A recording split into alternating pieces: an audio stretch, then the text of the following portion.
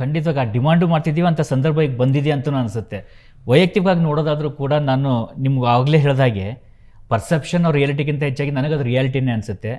ನಾನೊಬ್ಬ ನಿರ್ದೇಶಕ ಉಪೇಂದ್ರನ ಇಷ್ಟಪಟ್ಟಿದ್ದೀನಿ, ಒಬ್ಬ ಫಿಲಾಸಫರ್ ಉಪೇಂದ್ರ ಇಷ್ಟಪಟ್ಟಿದ್ದೀನಿ, ಒಬ್ಬ ಥಿಂಕರ್ ಉಪೇಂದ್ರ ಇಷ್ಟಪಟ್ಟಿದ್ದೀನಿ. ಬಹುತೇಕವಾಗಿ ನಿಮ್ಮ ಥಾಟ್ ಪ್ರೊಸೆಸ್ಸು ಎಲ್ಲ ಜನರಿಗೂ ಕೂಡ ಈಗ ಈ ಪ್ರಜಾಕೀಯನೂ ಅಷ್ಟೇ ಆಗುತ್ತೆ ಅಂತ ಅನ್ಕೋತೀನಿ. ಅಂದರೆ ಒಂದು ಬದಲಾವಣೆಗಳಿಗೆ ಬರ್ತಾ ಇದ್ದಾಗ ನಾವು ಮುಂಚಿತವಾಗಿ ಸಿಕ್ಕಾಪಟ್ಟೆ ಡೌಟ್ಗಳನ್ನು ಮಾಡ್ತಾ ಕೂಡೋ ಬದಲು ಒಂದು ಬದಲಾವಣೆಯನ್ನು ಒಪ್ಪಿಕೊಂಡು ಅವಕಾಶಗಳಿರುತ್ತೆ. ಸುಮ್ಮನೆ ಒಪ್ಕೊಳ್ಳಬೇಡಿ ನೋಡಿ, ಸುಮ್ಮನೆ ಡೌಟ್ ಪಡೋದು ತಪ್ಪು, ಸುಮ್ಮನೆ ಒಪ್ಕೊಳ್ಳೋದು ತಪ್ಪು. ನೀವು ಕೇಳಿ, ನಿಮಗೂ ದೇವರು ಬುದ್ಧಿಶಕ್ತಿ ಕೊಟ್ಟಿದ್ದಾನೆ, ಕರೆಕ್ಟಾ ಇದು ಈ ಥರ ಬಂದರೆ ಚೆನ್ನಾಗಿರುತ್ತೆ. ಓಕೆ 100% ಆಗದೆ ಇರ್ಬೋದು, ಅಟ್ಲೀಸ್ಟ್ ಒಂದು 80% ಆದರೆ ನೆಕ್ಸ್ಟ್ 100% ಡಿಮ್ಯಾಂಡ್ ಮಾಡ್ಬೋದು.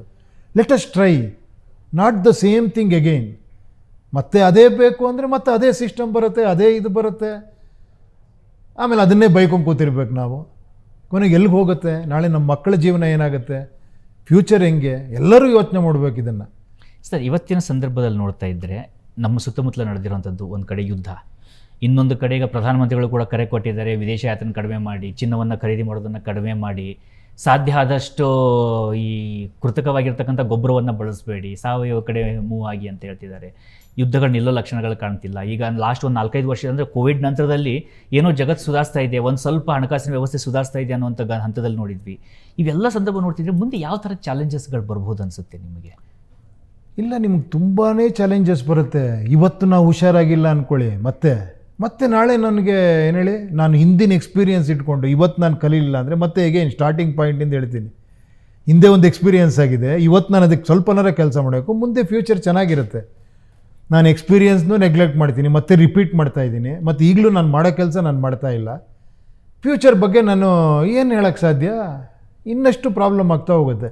ಇದೇ ವಿಚಾರಗಳನ್ನ ನಾನು 10-15 ವರ್ಷದ ಬಗ್ಗೆ ಯೋಚನೆ ಮಾಡಬೇಕಾಗಿತ್ತು. ನಾವು ನಮ್ಮ ಎಕ್ಸ್ಪೋರ್ಟ್ಸ್ಗಳು ಏನೋ ಜಾಸ್ತಿ ಆಗಬೇಕು, ಇಂಪೋರ್ಟ್ಸ್ ಕಡಿಮೆ ಆಗಬೇಕು, ನಮ್ಮಲ್ಲಿ ಡೆಸ್ಟಿನೇಷನ್ ವೆಡ್ಡಿಂಗ್ ಆಗಬಾರ್ದು, ಇಲ್ಲಿ ವೆಡ್ಡಿಂಗ್ಗಳಾಗಬೇಕು, ನಮ್ಮ ಇದನ್ನು ನಾವು ಇಂಪ್ರೂವ್ ಮಾಡಬೇಕು, ಟೂರಿಸಮ್ ಜಾಸ್ತಿ ಆಗಬೇಕು, ಈ ಥರದ್ದೆಲ್ಲ ವಿಚಾರಗಳಿಗೆ ನಾವು ವೋಟ್ ಹಾಕಬೇಕು ಆ್ಯಕ್ಚುಲಿ. ಖಂಡಿತವಾಗಿ ಸರ್, ತುಂಬ ಸಾಕಷ್ಟು ನೀವು ಒಂದು ಥಾಟ್ ಪ್ರೊವೋಕಿಂಗ್. ಯಾಕಂದರೆ ನೀವೇ ಹೇಳಿದ ಹಾಗೆ ಯಾವುದನ್ನು ಕೂಡ ಸುಲಭವಾಗಿ ಒಪ್ಕೊಳ್ಬಾರ್ದು, ಪ್ರತಿಯೊಂದನ್ನು ಪರೀಕ್ಷಿಸಬೇಕು. ನನ್ನ ಆಧ್ಯಾತ್ಮ ಗುರುಗಳಿದ್ದರು, ಅವ್ರು ಹೇಳ್ತಿದ್ರು, ನೀವೊಬ್ಬ ಗುರು ಅಂತ ಒಪ್ಕೊಳ್ಬೇಕಾದ್ರೂ ಕೂಡ ಸುಮ್ಮನೆ ಒಪ್ಕೋಬೇಡ, ಎಷ್ಟು ಸಾಧ್ಯತೆ ಅಷ್ಟು ಪರೀಕ್ಷೆ ಮಾಡು, ಪರೀಕ್ಷೆ ಮಾಡ್ತಾನೇ ಇರು, ನಿನಗೆ ಸರಿ ಅನಿಸಿದ ಮೇಲೆ ಒಪ್ಪು. ಅದೇ ರೀತಿಯಾಗಿ ಒಂದು ಥಾಟ್ ಪ್ರೊಸೆಸ್ಗಳಿದ್ರೂ ಕೂಡ ನಾವು ಎಷ್ಟೇ ನಮಗೆ ಸರಿ ಅನಿಸುತ್ತೆ ಅನ್ಸೋಕ್ಕಿಂತ ಹೆಚ್ಚಾಗಿ ಅದನ್ನು ನಾವು ಪರೀಕ್ಷೆ ಮಾಡ್ತಾನೆ ಇರಬೇಕಾಗುತ್ತೆ. ಆ ಥಾಟ್ ಪ್ರೊಸೆಸ್ ಬಗ್ಗೆ ಅಲ್ಲ, ಇದರಲ್ಲಿ ಇನ್ನೊಂದು ತಪ್ಪಿದೆ ಕೇಳಿ. ನಿಮ್ಮನ್ನು ಬೇರೆಯವ್ರನ್ನ ಪರೀಕ್ಷೆ ನಾವು ಲೈಫೆಲ್ಲ ಮಾಡ್ತಾ ಇರ್ತೀವಿ, ನಮ್ಮನ್ನು ಪರೀಕ್ಷೆ ಮಾಡ್ಕೊಳ್ಳೋಂಥದ್ದು. ಸೊ ಇಲ್ಲಿ ನಮ್ಮನ್ನು ನಾವು ಪರೀಕ್ಷೆ ಮಾಡ್ಕೊಳ್ಳಿ, ಯಾಕಂದರೆ ತಪ್ಪು ಮಾಡಿರೋದು ನಾವು ಅಂತ ನಾನು ಹೇಳ್ತಿರೋದು. ನಾನು ಬೇರೆಯವ್ರನ್ನ ಇದು ಮಾಡಿ ನೋಡಿ ಅವ್ರನ್ನ ಪರೀಕ್ಷೆ ಮಾಡಿ ಅಂದರೆ ನೀವು ಯಾರನ್ನ ನಂಬೋಕ್ಕೆ ಸಾಧ್ಯ ಇಲ್ಲ. ಅವಾಗ ಏನು ಹೇಳಿ, ಒಂದು ದೇವ್ರೊಂದು ಮಾಪನ ಕೊಟ್ಬಿಟ್ಟಿದ್ರೆ ಇವ್ರು ಹಾನೆಸ್ಟ್ ಅಂತ ಹಿಂಗೆ ಕುಯ್ ಅಂತಿದ್ರೆ ನಿಮ್ಮನ್ನು ಪರೀಕ್ಷೆ ಮಾಡಿಬಿಡ್ತಿದ್ದೆ. ಆ ಥರ ಇಲ್ಲ. ಫಸ್ಟ್ ಆಫ್ ಆಲ್ ನಾನು ಕರೆಕ್ಟ್ ಆಗಬೇಕು. ಏನು ಹೇಳಿ, ನಾನು ವೋಟಿಂಗ್ ಹಾಕ್ತೀನಿ, ಏನಕ್ಕೆ ಹಾಕ್ತೀನಿ ಅಂತ ಕರೆಕ್ಟ್ ಆಗಬೇಕು. ನಾನು ಇಂಡಿಪೆಂಡೆಂಟ್ ಆಗಬೇಕು. ನನ್ನ ಒಬ್ಬನ ವೋಟಿಂದ ಏನೂ ಆಗಲ್ಲ, ನಾನು ಫಸ್ಟ್ ಮನೋಭಾವ ಬಿಡಬೇಕು. ನನ್ನ ವೋಟು ನಾನು ಇದಕ್ಕೆ ಹಾಕೋದು, ನನಗಿದು ಸರಿ, ನನಗೆ ಕರೆಕ್ಟಾಗಿ ಒಂದು ಕೆಲಸ ಮಾಡಬೇಕು ಅನ್ನೋದಕ್ಕೆ ವೋಟ್ ಹಾಕಬೇಕು. ನನಗಾದರೆ 4 ಜನ ಚೇಂಜ್ ಮಾಡೋಕ್ಕೆ ಟ್ರೈ ಮಾಡಬೇಕು, ಹೇಳಬೇಕು. ಕರೆಕ್ಟ್ ಅಲ್ವಾ? ನಾನು ಇನ್ಫ್ಲೂಯೆನ್ಸ್ ಆಗ್ಬಿಟ್ಟೆ ಅಂದ್ಕೊಳ್ಳಿ, ಆ ಇನ್ಫ್ಲೂಯೆನ್ಸ್ ಆಗ್ತಿರೋದ್ರಿಂದನೇ ಇಷ್ಟೆಲ್ಲ ಆಗ್ತಾ ಇರೋದು. ಇಷ್ಟೊಂದು ಹಣ ಹೂಡಿಕೆ ಆಗ್ತಿರೋದೇನಕ್ಕೆ ಹೇಳಿ? ಪಾಪ ಅವ್ರದ್ದು ತಪ್ಪಲ್ಲ. ದೊಡ್ಡ ಸಮಾವೇಶ ಮಾಡಿದ್ರೆ, ದೊಡ್ಡ ಸಭೆ ಸಮಾರಂಭ ಮಾಡಿದ್ರೆ, ಅವ್ನು ಜೋರಾಗಿ ಮಾತಾಡಿದ್ರೆ ನಿಮ್ಗೆ ಖುಷಿ, ಅವ್ನು ಯಾರಿಗೋ ಬೈದರೆ ನಿಮ್ಗೆ ಖುಷಿ. ಅದನ್ನ ಹೆಂಗೆ ಬೈದವ್ ನೋಡಮ್ಮ. ಈಗ ನನಗೆ ಯಾಕೆ ಬೈತಾ ಇಲ್ಲ ನೀವು? ನಾನು ಬೈದರೆ ನನಗೆ ಜಾಸ್ತಿ ಲೈಕ್ ಸಿಗುತ್ತೆ. ಏನು ಧೈರ್ಯ ನೋಡ್ರಿ ಬೈತಾನೆ, ಇವನ್ರಿ ಇನ್ನೊಬ್ಬ ನಾಯಕ ಅಂತ. ಏನಕ್ಕಪ್ಪ ಬೈಬೇಕು? ನಾವೇ ತಂದಿರೋ ಸಿಸ್ಟಮ್ ಇದು. ನೀವೇ ನೋಡಿದ್ರಲ್ಲ, ಸೂಪರಲ್ಲೇ ನೋಡ್ತೀವಲ್ಲ, ನೀವು ಬೈದ್ರೆ ಜನನೇ ತಮ್ಮನ್ನು ಬೈದ್ರೂ ಖುಷಿ ಪಡ್ತಾರೆ. ಅದೇ ಹೇಳಿದ್ದು. ಬಟ್ ಈಗ ಬೈಕೊಂಡು ಕೂತ್ಕೊಳ್ಳೋ ಕಾಲ ಅಲ್ಲ, ಸೊಲ್ಯೂಷನ್ ಹುಡುಕೋ ಕಾಲ. ಸೊ ನಾವು ಬದಲಾಗಬೇಕು, ನಾವೆಲ್ಲರೂ ಸೇರಿ ಬದಲಾಯಿಸಬೇಕು. ಖಂಡಿತ ನಾನು ಹೇಳ್ತಿರೋದು, ಇದನ್ನು ಯಾರು ಬೇಕಾದ್ರೂ ಮಾಡಲೂಬೋದು, ಬೇರೆ ಪಕ್ಷಗಳು ಮಾಡ್ಬೋದು. ಏನು ಹೇಳಿ, ದೊಡ್ಡ ಪಕ್ಷಗಳು, ದೊಡ್ಡ ನ್ಯಾಷನಲ್ ಲೆವೆಲ್ ಇರೋರು, ಅವರೆಲ್ಲ ಯಾವ್ದಾರ ಒಂದು ಮಾಡಿದ್ರೆ ಇನ್ನೂ ಅದ್ಭುತ ಆಗ್ಬಿಡುತ್ತೆ ಆ್ಯಕ್ಚುಲಿ. ಏನು ಹೇಳಿ, ಇವತ್ತು ಇಂಧನ ಉಳಿಸಿ ಇದು ಮಾಡಿ ಅಂತೆಲ್ಲ ವಿಡಿಯೋ ಕಾನ್ಫರೆನ್ಸಿಂಗ್ಗಳಿಂದ ದೇಶ ನಡೆಸ್ಬೋದು ಆ್ಯಕ್ಚುಲಿ. ಅಷ್ಟು ಡಿಜಿಟಲ್ ಇದು ಇಂಡಿಯಾ ಅಂತೀವಿ ನಾವು. ಸೊ ಅನ್ನೆಸರಿ ಪ್ರಯಾಣ ಇಲ್ಲದೇ ಒಂದು ಡಿಜಿಟಲ್ ಮಾಡಿ, ಅದು ಜನ ನೋಡೋ ಥರ ಒಂದು ಆದರೆ ಅದ್ಭುತವಾಗಿರುತ್ತೆ. ಅವ್ರವ್ರ ಕ್ಷೇತ್ರದಲ್ಲಿ ಅವ್ರು ಕೆಲಸ ಮಾಡಿಕೊಂಡು ಡೈರೆಕ್ಟ್ ಡೆಲ್ಲಿ ಕನೆಕ್ಟ್ ಆಗ್ಬಿಟ್ಟು ಅಲ್ಲಿ ಮಾತಾಡಿ ಹೆಂಗಿರುತ್ತೆ ನೆನೆಸ್ಕೊಳ್ಳಿ. ಖಂಡಿತವಾಗಿ ಕೂಡ ಸಾಕಷ್ಟು ಬದಲಾವಣೆಗಳು ಅಲ್ಲಿಂದನೇ ಶುರು ಆಗಿಬಿಡುತ್ತೆ. ನಾವು ಇವತ್ತು ಸಾಕಷ್ಟು ಜನ ಲೀಡರ್ಸ್ಗಳನ್ನ ನೋಡ್ತಿದ್ದೀವಿ, ಟ್ರೈ ಮಾಡ್ತಾ ಇದ್ದಾರೆ. ಬಟ್ ಅದೇ ಹೇಳಿದ್ನಲ್ಲ, ಜನರು ನೀವು ಹೇಳಿದಾಗೆ ಜನರ ಥಾಟ್ ಪ್ರೊಸೆಸ್ ಒಂದು ಸರಿ ಅದ್ರ ರಿವೋಕ್ ಆಗಿ ಶುರು ಆಯ್ತು ಅಂದರೆ, ಒಂದು ಸರಿ ಅವ್ರು ತಮ್ಮನ್ನು ತಾವೇ ಯೋಚನೆ ಮಾಡೋಕ್ಕೆ ಶುರುವಾದರೆ ಸಾಕಷ್ಟು ಬದಲಾವಣೆಗಳು ಖಂಡಿತವಾಗಿ ಬರ್ತವೆ ಅಂತ ಅನಿಸುತ್ತೆ. ಅಂಥ ಬದಲಾವಣೆ ತರೋದಕ್ಕೋಸ್ಕರ ನೀವು ಕೂಡ ಸಾಕಷ್ಟು ಆ ಒಂದು ಫೀಲಿಂಗ್ ಮಾಡ್ತಿದ್ದೀರಿ. ಅಲ್ಲ, ನನಗೆ ಗೊತ್ತಿರೋದು ನಾನು ವಿಚಾರ ವಿನಿಮಯ ಮಾಡ್ಕೊತಿದ್ದೀನಿ ಅಷ್ಟೇ.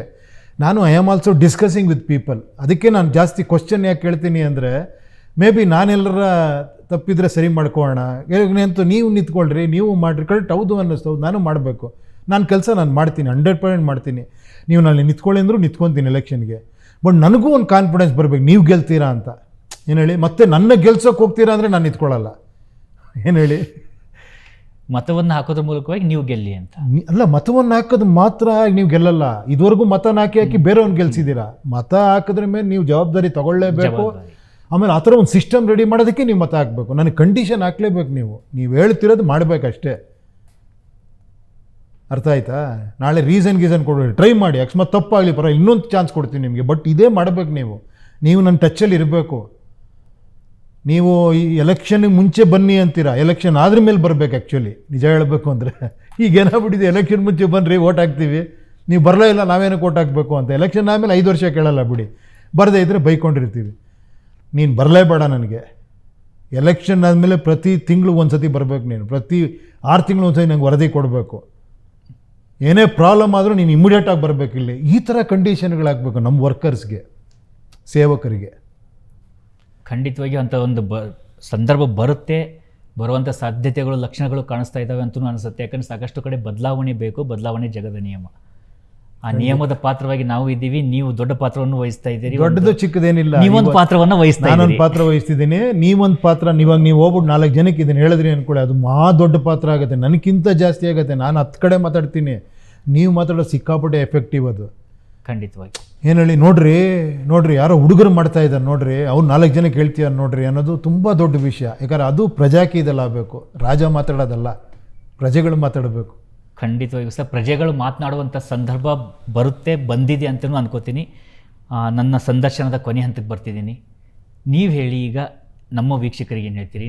ನಿಮಗೇನು ಅನ್ನಿಸ್ತು? ಹೇಗೆ ಇಲ್ಲಿಯ ಒಂದು ಪರಾಮರ್ಶೆ ಮಾಡೋದಾದ್ರೆ ಹೇಗೆ ಮಾಡ್ತೀರಿ ನೀವು? ಇಲ್ಲಪ್ಪ, ನೀವು ತುಂಬ ಡೀಪಾಗಿ ಯೋಚನೆ ಮಾಡ್ತೀರಾ, ತುಂಬ ಸಂತೋಷ ಆಯಿತು. ನೀವೊಂದು ಸಿನಿಮಾನೂ ಕೂಡ ಅಷ್ಟು ಡೆಪ್ತಲ್ಲಿ ಹೋಗಿ ನೋಡ್ತೀರಾ. ಈ ಇಂಟರ್ವ್ಯೂನೂ ಕೂಡ ಭಾಳ ಡೆಪ್ತಲ್ಲಿ ಕೇಳಿದ್ರಿ, ಭಾಳ ಬೇಗ ಕನ್ವಿನ್ಸ್ ಆದ್ರಿ. ಏನು ಹೇಳಿ, ಆಮೇಲೆ ಅದನ್ನು ಕ್ವಶನ್ ಮಾಡ್ಕೊಂಡು ಕನ್ವಿನ್ಸ್ ಆದ್ರಿ. ಆಮೇಲೆ ಕೊನೆಯದ ನೀವು ಹೇಳಿದ್ದು ಭಾಳ ಖುಷಿ ಆಯಿತು. ನಾನು ಮಾಡಬೇಕು ಅನ್ನೋದು ಭಾಳ ಮುಖ್ಯ ಅಂದ್ರಲ್ಲ, ಇದು ಆ ಥರ ಪ್ರತಿಯೊಬ್ಬರು ನನ್ನ ಕೆಲಸ ನನ್ನ ಕೈಲಾದಷ್ಟು ಮಾಡಬೇಕಾದ ಖುಷಿ ಹೇಳಿದ್ದು ತುಂಬ ಖುಷಿ ಆಯಿತು. ಇದನ್ನು ನೋಡ್ತಿರೋರ್ಗೂ ಇದನ್ನೇ ರಿಕ್ವೆಸ್ಟ್ ಮಾಡ್ಕೊತೀನಿ. ಬದಲಾವಣೆ ಬೇಕು ಅಂತ ಬರೀ ಹೇಳೋದಲ್ಲ, ಬದಲಾವಣೆಗೆ ನನ್ನ ಪ್ರಯತ್ನವೂ ಇರಬೇಕು. ಆಮೇಲೆ ಬರೀ ಮುಖ್ಯಮಂತ್ರಿ ಬದಲಾವಣೆ ಆಗಲಿ, ಪಕ್ಷ ಬದಲಾವಣೆ ಆಗಲಿ ಆಗಬಾರ್ದು. ಸಂಪೂರ್ಣ ಬದಲಾವಣೆಗೆ ಮೊದಲು ನಾನು ಬದಲಾವಣೆ ಆಗಬೇಕು. ಇಡೀ ಈ ಸಿಸ್ಟಮ್ನೇ ಬದಲಾವಣೆ ಆಗ್ಬಿಡೋದು ನಾನು ಬದಲಾವಣೆ ಆದರೆ. ಅದನ್ನು ಹೇಳೋಕ್ಕೆ ಇಷ್ಟಪಡ್ತೀನಿ ಅಷ್ಟೇ. ಖಂಡಿತವಾಗಿ ಸರ್. ವೀಕ್ಷಕರೇ, ನೋಡಿದ್ರಲ್ಲ, ಒಂದು ಬದಲಾವಣೆಯ ಪರ್ವಕ್ಕೆ ಸಂಬಂಧಪಟ್ಟ ಹಾಗೆ ಒಂದು ಥಾಟ್ ಪ್ರೊಸೆಸ್ ಶುರುವಾಗಿದೆ. ಆ ಥಾಟ್ ಪ್ರೊಸೆಸ್ಸನ್ನು ನೀವು ನಿಮ್ಮ ಥಾಟ್ ಪ್ರೊಸೆಸ್ಸಲ್ಲಿ ಸೇರಿಸ್ಕೊಳ್ಳಿ, ಯೋಚನೆ ಮಾಡಿ. ನಿಮಗೆ ಹೇಗೆ ಬದಲಾವಣೆ ಬೇಕು ಅನಿಸುತ್ತೆ, ನೀವು ಅದರ ಬಗ್ಗೆ ಪರಾಮರ್ಶೆಯನ್ನು ಮಾಡ್ತೀರಿ. ಮತ್ತು ಇದೇ ರೀತಿಯಾದಂಥ ಸಾಧಕರ ಜೊತೆಯಲ್ಲಿ ಈ ಒಂದು ಪಾಸಿಟಿವ್ ಪಲ್ಸ್ ಅಂತಕ್ಕಂಥ ಚರ್ಚೆ ಕಾರ್ಯಕ್ರಮ ಮುಂದುವರಿತಿರುತ್ತೆ. ಇದೇ ರೀತಿಯಾಗಿ ನೋಡ್ತೀರಿ ಸುವರ್ಣ ನ್ಯೂಸ್, ನೇರ, ದಿಟ್ಟ, ನಿರಂತರ.